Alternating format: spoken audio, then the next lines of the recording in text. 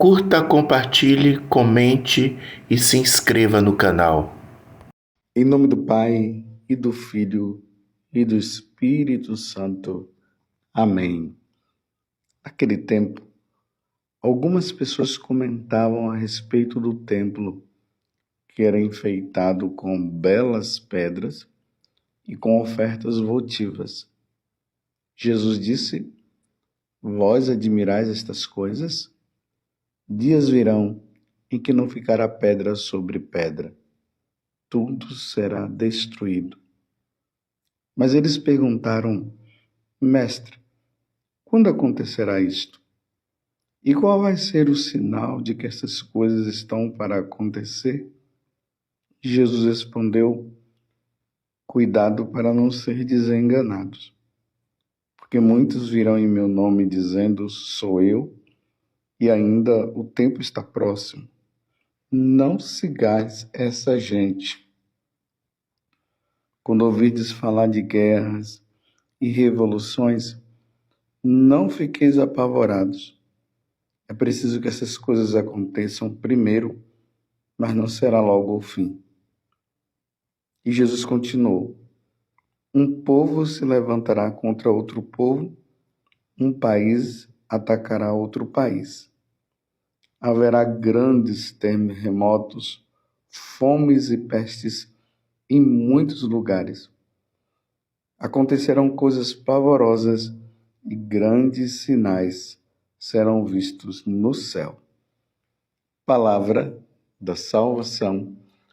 Glória a vós, Senhor. Meus irmãos e minhas irmãs, estamos no Evangelho de São Lucas, capítulo 21, do versículo 5 até o 11. E é importante notar que esse fato tem acontecido dentro do Templo de Jerusalém. Lembramos lá ontem da mulher que colocou aquela oferta e era 2 moedinhas que ela tinha. E aí Jesus deu aquele brilhante, maravilhoso ensinamento que aquela mulher deu tudo. E agora, uma outra questão é levantada. Mostram para ele e falam para Jesus a respeito do templo. Naquele tempo, algumas pessoas comentavam a respeito do templo que era enfeitado com belas pedras e com ofertas votivas. Na verdade, o templo de Jerusalém era majestoso, era lindo. É como essas grandes igrejas que nós temos, graças a Deus, aqui dentro na nossa religião católica. Quando a gente entra, por exemplo, numa basílica de São Pedro, nós ficamos admirados. Aqui no Brasil, existem igrejas lindas que quando nós entramos nela, nós ficamos assim, extasiados com tantas coisas maravilhosas, que, na verdade, eleva a nossa alma para o céu, nos lembra o céu. Mas Jesus está dizendo que, aqui no caso do Templo de Jerusalém, que ia ser destruído. Não ia sobrar pedra sobre pedra. E quando fazem a pergunta, quando vai acontecer isso, Jesus simplesmente não dá uma resposta. Mas no decorrer dos anos, ali por volta dos anos 70, o general Tito entrou em Jerusalém e realmente destruiu o templo. O templo foi destruído por definitivo. E o templo até hoje não foi construído e não será reconstruído novamente. Isso segundo os ensinamentos que nós vemos na igreja. Bem, por fim, Jesus começa a falar para eles de outras situações que irão acontecer, pessoas que vão dizer: olha, eu sou Jesus, olha, eu já vim para buscar vocês, sinais acontecerão no mundo, guerras e tudo mais. É interessante, meus irmãos, que eu tenho 27 anos de padre. Há 27 anos eu celebro missa, graças a Deus, e nesses 27 anos esse evangelho já foi meditado por mim já 27 vezes. Claro, isso vai ser de acordo com os anos de sacerdócio de cada um, né? Tem padres aí que já meditou essa passagem do evangelho há 50 anos, que eles têm 50 anos de padre. Mas por que eu estou falando isso? Porque todas as vezes que meus olhos caem nessa passagem do evangelho, eu vejo claramente isso acontecendo. Há 27 anos atrás, quando eu li e meditei essa passagem do evangelho, acontecia revoluções, guerras. Olha os tempos que nós estamos vivendo. Estão acontecendo guerras ou não estão? Claro, as guerras estão aí. Os países estão em luta um com os outros. E quantas pessoas começam a dizer, olha, Jesus está chegando, aí falam de datas, outros começam a dizer que Jesus está em tal lugar, pessoas se declarando como se fosse o Messias, eu sou Jesus e tudo mais. E aí, o que é que vem para nós? Jesus está chegando. Chegou o momento, diante do que nós vemos no Evangelho. Só que aqui Jesus está dizendo uma coisa: é preciso que estas coisas aconteçam primeiro, mas não será logo o fim. Então, há 27 anos, essas coisas vêm acontecendo, e Jesus está dizendo que é preciso que estas coisas aconteçam primeiro, mas não será o fim.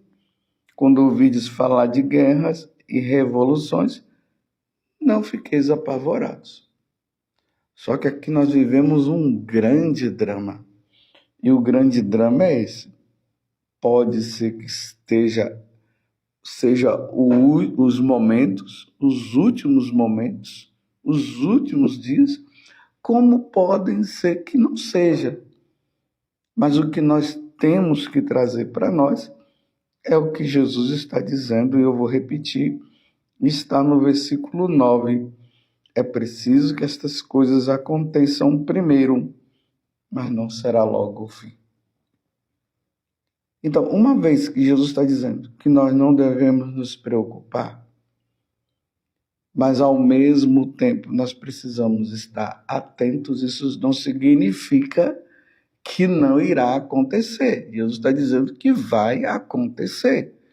É agora, é neste ano, estamos no final do ano. Será que é agora que o Senhor virá na sua glória e nós veremos isso depois, na continuação do Evangelho? Não sei. Pode ser que seja, como pode ser que não seja. O Salmo de hoje nos diz o seguinte: o Senhor vem julgar nossa terra. Que isto irá acontecer, irá. Quando? Eu não sei. Aí Jesus vai dizer também que nem ele sabia. Nem ele sabe. Então não é para nós ficarmos agora por aí com uma neura. Ai, está acontecendo guerra, a Rússia está lá com a Ucrânia e tem outros países também que estão em guerra e aquela coisa toda. Gente, Jesus está chegando, vamos mudar de vida. Não é esse tipo de conversão que o Senhor quer. Uma conversão baseada em situações catastróficas que estariam acontecendo. Olha no tempo da pandemia, quantas pessoas com medo, e agora vai morrer todo mundo, e começaram a rezar, e as pessoas manifestando até uma certa conversão, e aí, porque os padres estavam reclusos também, aí ficavam dizendo, eu quero me confessar, e os padres não querem confessar, eu quero participar de missa, e os padres não estão celebrando missa, porque tá aí o Covid-19, vai matar todo mundo, o que será de nós? Passou a pandemia, muitos voltaram à vida velha, nem na missa estão indo mais, nem rezando mais estão. Aconteceu verdadeiras conversões, sim. No tempo da pandemia aconteceram verdadeiras conversões. Pessoas agora que estão rezando mais, que estão levando uma vida de sacramento intensa, pessoas que não eram casadas passaram a casar, graças a Deus. Mas a multidão, aquele povo que estava naquela coisa toda, cadê esse povo? Porque é assim, no decorrer da história da humanidade, muitas pandemias aconteceram, guerras, quantas guerras, pessoas se declarando serem o Messias e tudo mais. Agora Jesus está dizendo o seguinte, que nós não devemos ficar apavorados. A primeira coisa é essa, que ele virá, é certeza, meus irmãos, ele virá. Mas independente disso, vamos levar uma vida santa? E quantas aparições de Nossa Senhora? Aparições de Nossa Senhora que foram reconhecidas pela igreja, outras que não foram reconhecidas, estão lá as mensagens, Nossa Senhora falando de muitas coisas que vem acontecendo na igreja e que sempre aconteceu. Infidelidades de nós sacerdotes e tudo mais, liturgias mal feitas, tudo isso, meus irmãos, não é novidade, mas isso tudo é para nós estarmos numa situação de alerta, porque o Senhor virá julgar o seu povo, como está dizendo hoje no Salmo 95. Publicar entre as nações, reina o Senhor, ele firmou o universo inabalável, e os povos ele julga com justiça, ele vai julgar os povos. Todas as nações serão julgadas. Aí diz o céu se rejubila e exulte a terra. Aplauda o mar com o que vive em suas águas, os campos com seus frutos rejubilem e exultem as florestas e as matas. O Senhor vem julgar nossa terra. Na presença do Senhor, pois ele vem, porque ele vem para julgar a terra inteira e governará o mundo com justiça e os povos julgará com lealdade. Realmente, meus irmãos, isso irá acontecer. Quando? Não sei. O que Deus espera de nós é que estejamos preparados para este momento, levando uma vida com Deus, uma vida santa. Aqui no livro do Apocalipse, capítulo 14, do versículo 14 até o 19, que é a primeira leitura de hoje, também está falando da seara, que está pronta para a colheita, e ali João, na visão, ele viu uma nuvem branca e sentado na nuvem alguém que parecia o Filho do Homem, e o Filho do Homem tinha na cabeça uma coroa de ouro e nas mãos uma foice afiada para ceifar. Os cereais estavam já prontos para serem ceifados. Então vem um anjo, e o anjo saiu do templo, gritando em alta voz para aqueles que estavam sentados na nuvem: lança a tua foice e ceifa. Chegou a hora da colheita. A seara da terra está madura. É o tempo que o Senhor virá para separar os santos, os que levaram uma vida santa, e aqueles que não levaram. E o que vai acontecer nessa ceifa?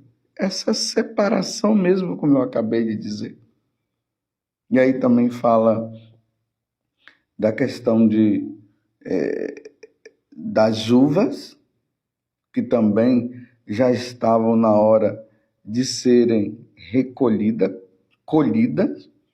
Então, os cachos da videira já estavam todos prontos, é hora de colher. E aí, mais uma vez, o anjo fala: lança a foice e colhe os cachos de videira da terra, porque as uvas já estão maduras. Tudo isso uma forma simbólica para mostrar que o tempo irá chegar. O tempo irá chegar. E a pergunta que fica para mim e para você no dia do julgamento, porque o Senhor vem julgar toda a terra. No dia em que os anjos, são uma metáfora, vier para a colheita. Nesse tempo de guerras que Jesus está falando, de sinais nos céus, e que nós estamos vivendo tudo isso. Mas eu acabei de dizer que há 27 anos eu venho celebrando as missas e meditando essa passagem. E nesses 27 anos, quando eu olho ao meu redor, realmente todas essas coisas estão acontecendo. E se for hoje, qual a preparação? Você está preparado? Padre José Augusto está preparado para esse momento? Se nós não estivermos preparados, nós não temos outra alternativa senão estar preparado. Então vamos estar preparados? Vamos cumprir os mandamentos da lei de Deus? E cumprindo os mandamentos da lei de Deus, vamos nos santificar com os sacramentos? Teve uma vez que eu fui cortar o meu cabelo e ali estava um homem que já estava cortando o cabelo e eu aguardando, e tinha um outro que já tinha cortado. E ele começou a falar para mim a respeito de uma situação que havia acontecido, de um rapaz que havia sido morto, mataram ele. No momento lá, os policiais acabaram matando porque ele também sacou a arma para atirar no policial. Essas coisas que vêm acontecendo aí, essas questões de drogas. E ele falava para mim, ele dizia assim: mas padre, o senhor que conhece muito bem as coisas, quem mata morre também, outro também vai matar. Como se fosse assim, porque uma pessoa mata, então outro vai matá-lo também.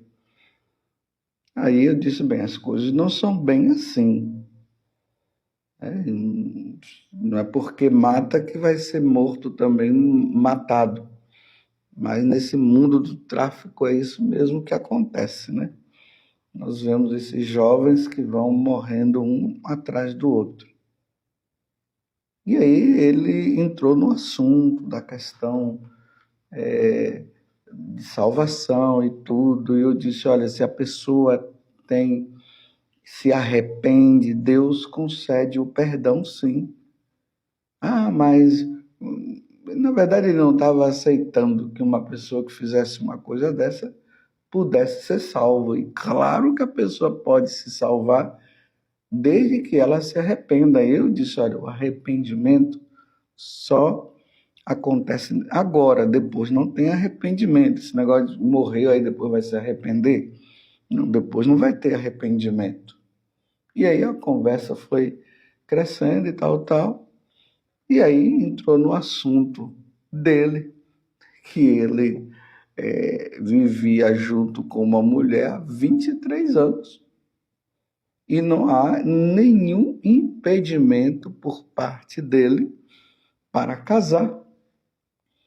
E ele estava cortando o cabelo, fazendo a barba, porque no dia seguinte, o filho dele ia fazer a primeira comunhão.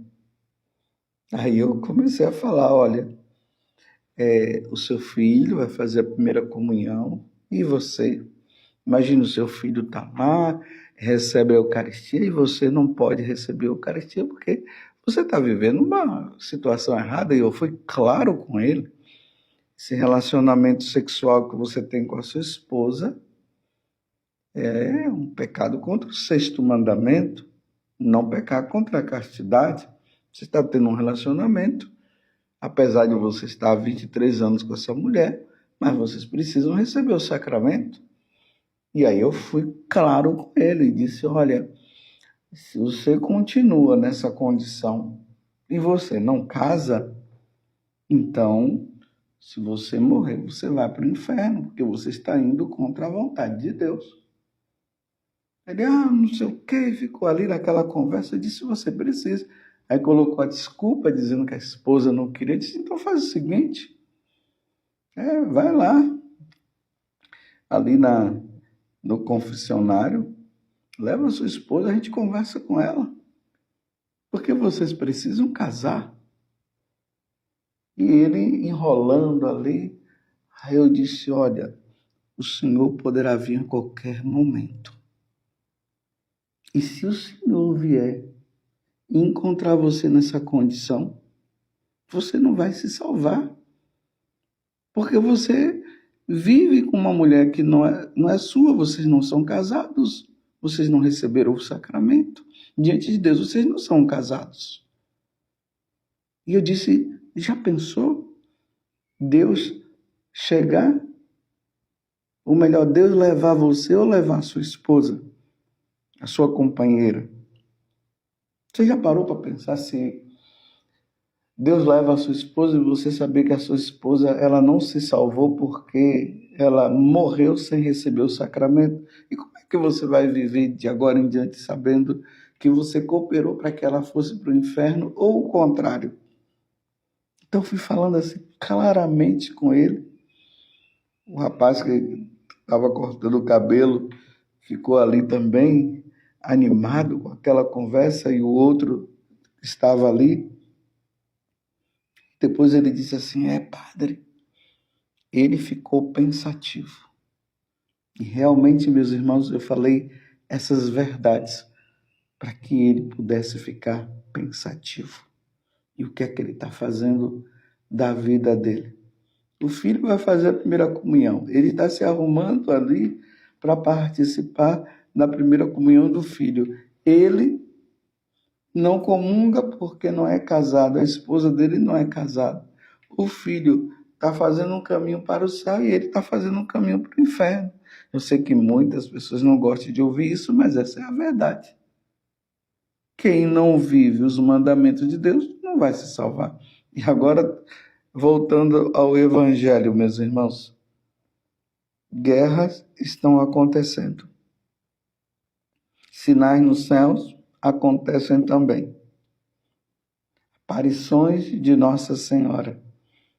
Pessoas se dizendo ser Jesus Cristo. Outros dizendo os tempos estão chegando. Dando até data dos sinais dos tempos. Tudo isso está aí. E o que nós estamos fazendo da nossa vida? Há 27 anos eu venho meditando esse evangelho e continua assim, os anos passam e nada acontece. Mas um dia irá acontecer. E o que eu e você estamos fazendo da nossa vida? Aquele homem saiu pensativo. Não está na hora de você pensar também, fazer um exame de consciência, porque a qualquer momento o Senhor virá? Ó Virgem Santíssima, não permitais que eu viva e nem morra em pecado mortal. Em pecado mortal não hei de morrer, porque a Virgem Santíssima há de me valer. Valei-me, Virgem Santíssima, e desça sobre você a bênção de Deus Todo-Poderoso, Pai, Filho e Espírito Santo. Amém. Louvado seja nosso Senhor Jesus Cristo, para sempre seja louvado, e a sua mãe, Maria Santíssima.